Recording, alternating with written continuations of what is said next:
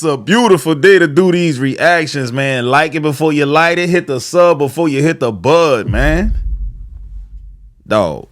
I know a lot of women are crazy, delulu, estranged, throwed off, but this one here, I ain't never seen no shit like this. For real. I don't think y'all love y'all nigga as bad as I love mine. Because whenever I miss him out, I walk around with a bottle of his pee. And I just hold it close to my heart. Because that's how I know he's close to me. What in the hell did I just watch, bro? See, my mind go all over the places, dog. I just be thinking she about to perform some voodoo. She's gonna kill him, right? She might be holding that till, one day send it to his parole officer or something. I don't know, man. And brother, what did you do when she asked you for it? Did she ask you for it? Did you get consent? Did she tell you, hey, look, just piss in here? Dog, I'd have left right then and there, bro. Nope. That's worse than the spaghetti theory. That's worse than that. I'm going to keep it. Well, nah, it ain't worse, but it's up there. What would you do, fellas? One of the hardest things for me to do as a salesperson is to sit back when I'm selling a car to somebody that could easily be my niece or nephew. Mm-hmm. And I mean, it don't matter what color you are. If you are of an age that you could be my niece or nephew, then this applies to you too.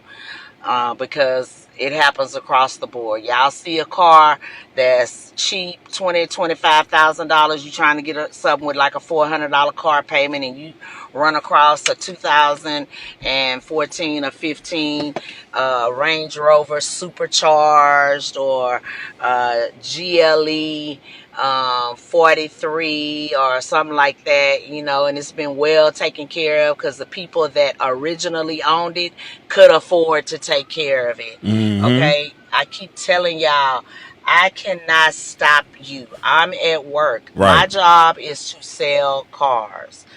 But if I ask you questions like, have you ever had a car like this before? Did you research the maintenance on it before you got this? She trying to give you a lifeline. Blah, blah, blah. If I ask you questions like that and I'm looking at you like this, that is my way of telling you, don't get this call. You're making a mistake. Okay? If I stop skinning and grinning and I'm asking you serious questions and you tell me something, when I ask you, have you ever owned a car like this before? Do you know what the brakes cost on it? But more importantly, if you get an oil leak or something. Yep. And if you buying it for $20,000 or $25,000, it's more than likely because your credits ain't that good. Therefore, you are not going to be able to get a warranty included. Yep. These are things that you should ask yourself, because I know I can see the future. I know what the future brings. If you have no clue on what it costs to fix something if it breaks, but I can't say nothing. And I just be sitting here watching y'all drive out from here with a 20% interest rate on a car that used to be six figures 10 years ago, and you driving the car off with no warranty. And I can't say nothing. But just learn to read my eyes. All right? If I side eye you during the deal, that means you're making a mistake. Read my eyes. Say, bro, let me tell y'all some free game, dog. First of all, car salesmen, I don't know what it is. I don't know why. Maybe because they depend on a check, commissions to get paid, so they will tell you anything. You can't trust car salesmen. And this is coming from a ex used to be car salesman. I only did it for like 2 months, but I was doing all right because I had sales experience. I sold houses, so it was like learning a new product. But the sales thing is the same at the end of the day. But let me tell y'all something. The people who really bend you over, it ain't even really the car salesman. It's the people in the finance office. That's when they really make the real money, dog, because they try to sell you on warranties. They try to sell you on, this is the big one right here, gap insurance. That is the biggest scam that I can remember right there, the gap insurance, because they'll charge you $2,500 for gap insurance, tack it on top of the loan, so now you're paying interest on that. But if you just go through your own insurance company, if you're with Progressive, if you're with State Farm, gap insurance don't cost nothing but $50 or $100. But they charge you $2,500 at the dealership, tacking on to the bottom line. It's all profit for them. Real talk. Man, listen, bro. At the end of the day, most of the shit they trying to sell you in that finance office is some bullshit, and it's just helping the dealership, man. Like, usually the finance guys are one of the used to be top salesmen on the floor. They was one of the rising stars, one of the best ones. So they send them in that finance office to really bend you over, dog. I'm telling you what I know. Don't trust them. Watch every video on how to negotiate a car when you go to that dealership. Never accept the first pencil. That means that first piece of paperwork that they come out there, because they try to tell you some dumb shit like how much you want your car note to be. Nah, you don't care about the car note. You should, but not as much. What you really want to care about is the out the door price. A lot of shit that they add on there, like the dealer, like we put this package on here because, you know, we put it on all our new cars. You know, you never know. Man, you don't have to pay for that shit. You ask for it, tell them to take it off. That should be like $1,500 sometimes. Nah, take that off. I don't want that. And they be mad when you tell them that. Trust me, I know.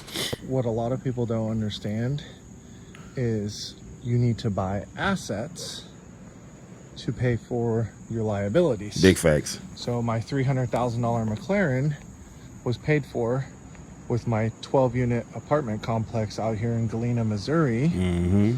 This apartment complex I bought for $650,000 about 3 years ago. The rents were about $40,000 a year.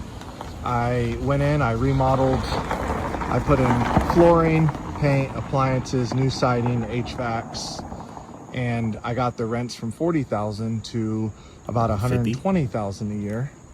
And then the value of the property went from $650,000 to $1.1 million.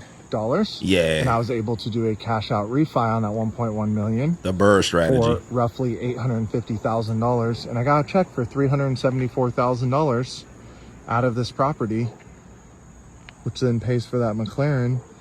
And now my mortgage, taxes, insurance on this property is about $7,000 a month. My rents are about $11,000 a month. And all that money was pulled out tax-free because it was a cash out refi, not a sale of the property. And now I have this and this, and I still cash flow about $4,000 net profit per month after the cash out refi. Good deal, bro. Listen, y'all know what else is crazy? Look this up. It's called a cost segregation analysis, right? What it is this. He could take this property right here and accelerate what's the word I'm looking for? It's a paper loss. It's defeating me at the moment. Accelerate the shit. What is it called, man? Depreciation. That's what it is. He can accelerate the depreciation. So usually I think with a commercial property, you get to decelerate it over 27 years. So every year, let's just say the property is worth $1 million. Divide that by 27. I could have the years wrong, but the principle is what I want you to get. You get $1 million property, let's say 27 years of depreciation. So every year, divide 27 into 1 million, whatever that number is, that's how much you get to write off as a loss. Well, if you do a cost segregation analysis, you can write off that entire amount up front, saving you. This is for like really people like doctors and shit. Like, let's say you're a neurosurgeon and you bring home $1 million a year. So, you know, your tax burden about to be crazy. You could buy the right property like this. And let's say you owe the government $300,000 in income tax. Well, if you buy the right property and depreciate $300,000 in year one off of that bitch, now you ain't paying no taxes to the government because it flows over into your W-2. But it's some other stipulations that go with that. But trust me, if you're making that type of money, bro, a tax accountant can get you right. I promise you that. But hell yeah, bro. This is some real solid advice right here. Hey, babe, so it's not normal to just pay off a car no more? What is up with all this car shit? That's not normal? That's I ain't not a even thing been watching no car more? videos. And the reason why I'm asking is because I was having a conversation the other day. I was getting my oil changed. And I started sparking up a conversation with the guy that was checking me out, that was working there, right?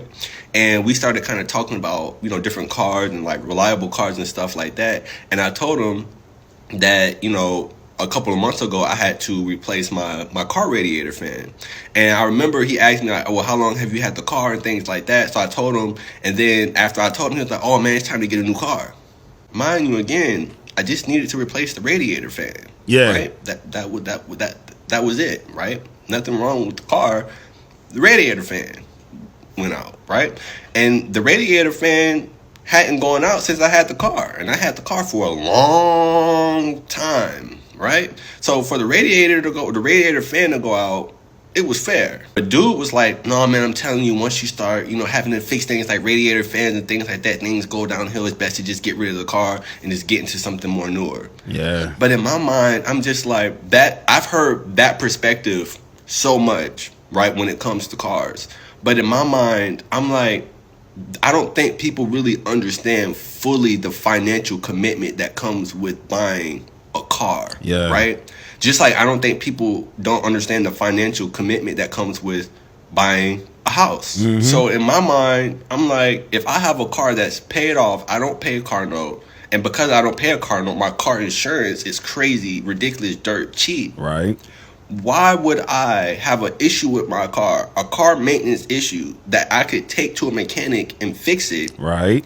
result in me just going to get a completely new car and entering into a completely new contractual financial agreement for a car? Does this Negro have French tips? That's crazy.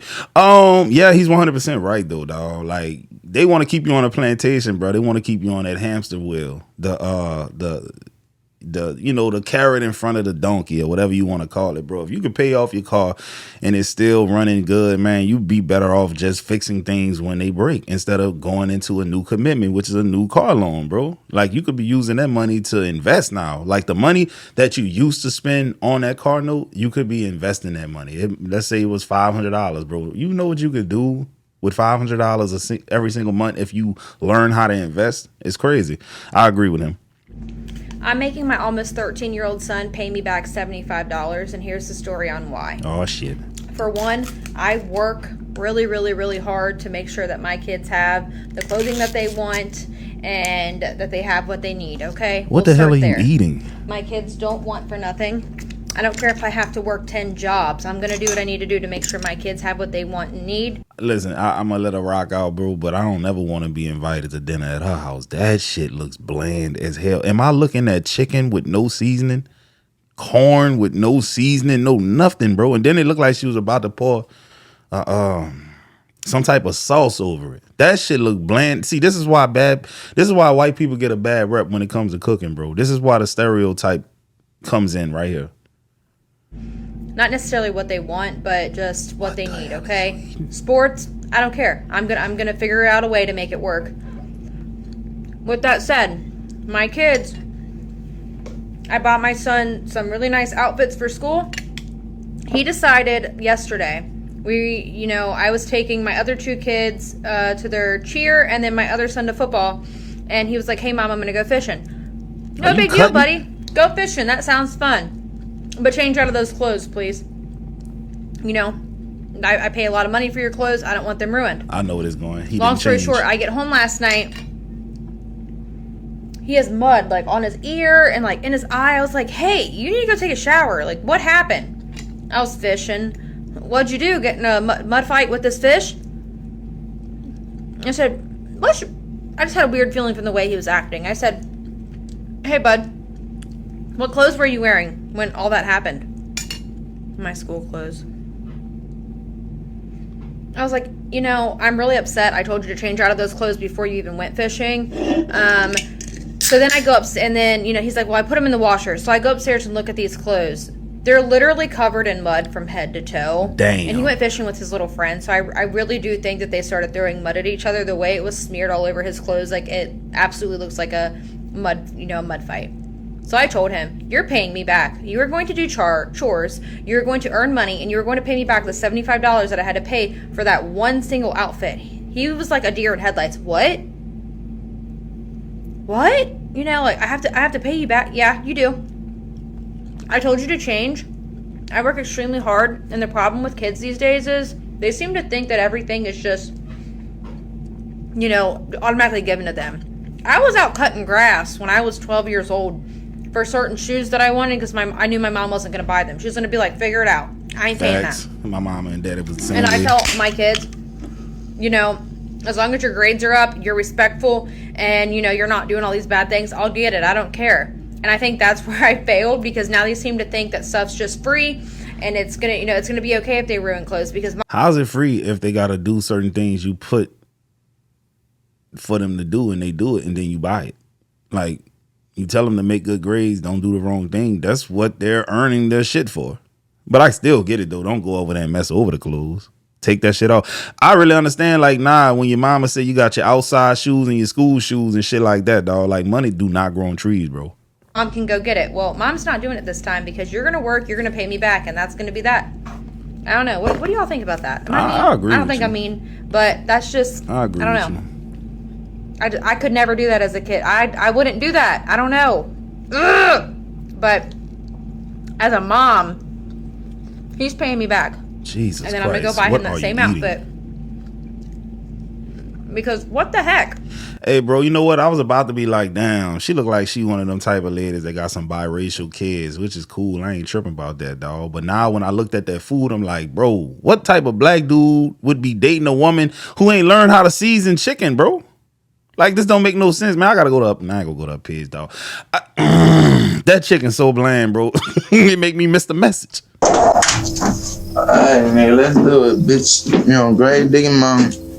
I don't want to do too much talking or rub me the wrong way. I'm gonna treat you with the most respect ever.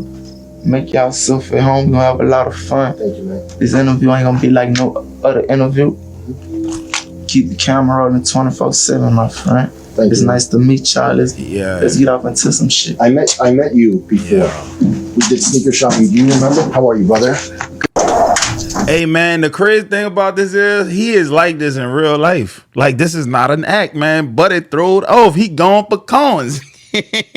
For real. They had a video the other day. I think I put in one of the reactions or whatever, and it was an ex-bodyguard of his. And he was like, yo, this nigga was just mean mugging me the whole time when I was starting to really get to know him. Like, he really throwed off like that. Dude, like 300 pounds. NBA YoungBoy, small ass, mean mugging the dude, just bitch ass nigga. Like that. Like, yeah, he throw it off for real, bro. I kept seeing people eating toast coming up on my page. Okay. So it made me hungry. And then I began to think how grateful I am that I have toast and peanut butter to eat. I have a house that shelters me. Type shit.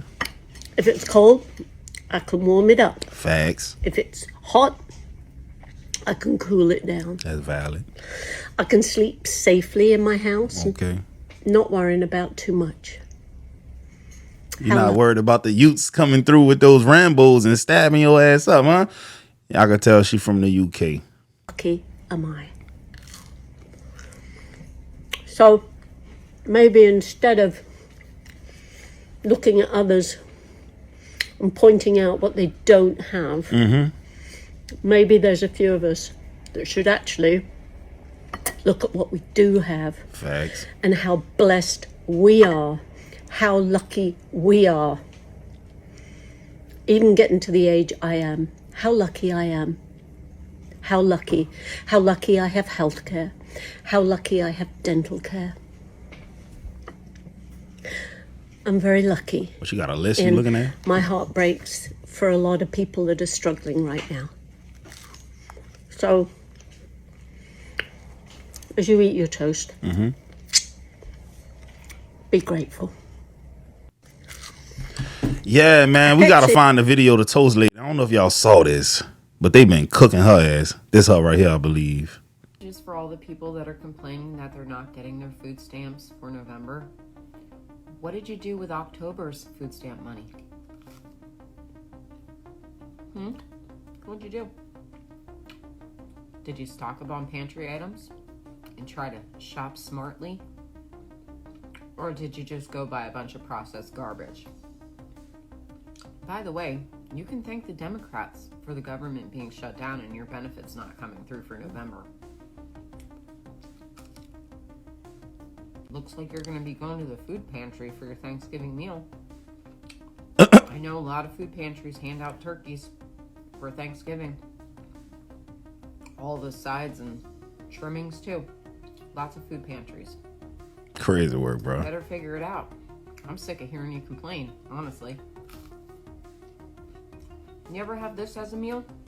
I'm eating peanut butter and butter on toast. It's absolutely delicious. Peanut butter and butter? And not for nothing, I saw this woman that said she was getting $1,100 a month in food stamps. Do you know how long I could make $1,100 in food stamps last in this house? There's two of us, but I do have my son over every once in a while, or my daughters over once in a while to eat. I feed them too, and we always got food in our house, no matter what. I would take a third job. I have 2 jobs. I would take a third job if I had to, just to make sure my kids ate. What are you doing for your kids besides coming on the internet and bitching that you don't have any money in your food stamps account? Y'all know what's interesting about this? In the comment section, they saying word on the street is she got fired, so she'll be at the food pantries too. What did you do with October's food stamp money? Used it in October. People shouldn't have to work 3 jobs to put food on the table. Facts. You ate all that toast. You didn't save a piece for being fired. Damn. Blame the Democrat Senate full of Republicans. Hey, man, you know what's crazy though, dog? If we start this video, right, after she says, what did you do with October's food stamp money? And just let's just start it 40 seconds. Delete the first 40 seconds. I don't believe she loses her job. It's the first 40 seconds that bullshit, man. What did you do with this? They're all in bitching. Boy, stupid ass. But anyways, y'all, I'm about to go fishing. I'm going to holler at y'all.